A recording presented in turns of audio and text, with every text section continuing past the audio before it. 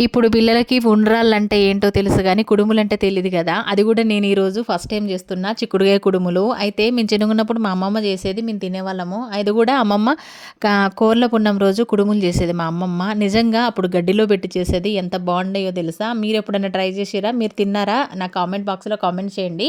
అయితే ఈరోజు నేను ఫస్ట్ టైమ్ చేస్తున్నా గాబట్టి కొంచెం బియ్యం పిండితో అయితే చేస్తున్నా. ఒక కప్పు బియ్యం పిండి, అందులో ఉల్లాకు, కొత్తిమీర, జీలకర్ర, పచ్చిమిర్చి తురుము, ఉప్పు, అలాగే ఉడకబెట్టుకున్న చిక్కుడుగాయలనమాట. ఇవన్నీ ఏసి ఈ పిండి మొత్తాన్ని గూడా మనము చపాతీ పిండిలాగా కలుపుకోవాలి. కొంచెమే వాటర్ యాడ్ జేయాలి. ఎందుకంటే ఆల్రెడీ చిక్కుడుగాయలో వాటర్ అనేది ఉంటది గాబట్టి కొంచెం వాటర్ యాడ్ జేసి చపాతీ పిండిలా కలుపుకొని ఒక జల్లి గిన్నె తీసుకొని దానికి మొత్తం గూడా ఆయిల్ అప్లై చేసి పెట్టుకోవాలి.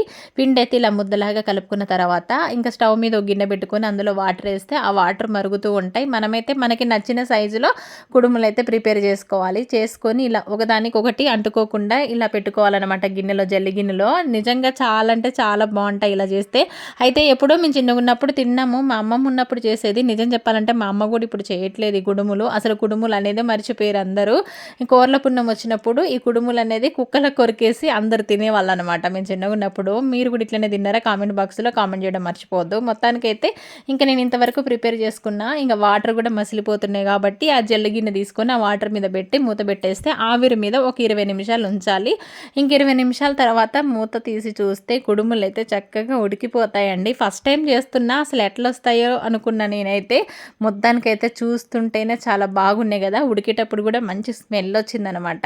ఇంకా స్టవ్ ఆఫ్ చేసుకొని అన్నీ కూడా తీసేసుకొని ఒక ప్లేట్లో అయితే పెట్టుకున్నా. నిజం చెప్పాలంటే ఏ మాటకు ఆ మాట టేస్ట్ అయితే వేరే లెవెల్లో ఉన్నాయన్నమాట. అసలు చాలా బాగున్నాయి. ఈ టేస్ట్ పిల్లలకైతే తెలియదు ఇప్పుడు. అయితే వీటిని ఆ బొబ్బర్లతో కూడా చేస్తారనమాట. బొబ్బర్లతోటి ఇంకా అనపకాయ గింజలతోటి చేస్తారు. చాలా బాగుంటాయి. నేనైతే ఫస్ట్ కొంచెం ఉట్టిగా తిన్నాను. టేస్ట్ అయితే బాగుంది. కొంచెం చట్నీతో ట్రై చేసిన. టేస్ట్ ఇంకా బాగుంది. అయితే నెయ్యితో ట్రై చేయొచ్చు. ఇంకా నూనెతో కూడా తింటారనమాట. నెయ్యితో తింటే కూడా చాలా అంటే చాలా బాగుంటాయి అబ్బా ఇవైతే.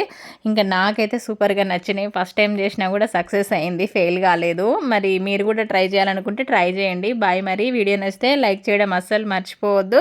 కొత్త వాళ్ళు ఎవరైనా ఉంటే మన ఛానల్ని సబ్స్క్రైబ్ చేసుకోండి. Bye bye.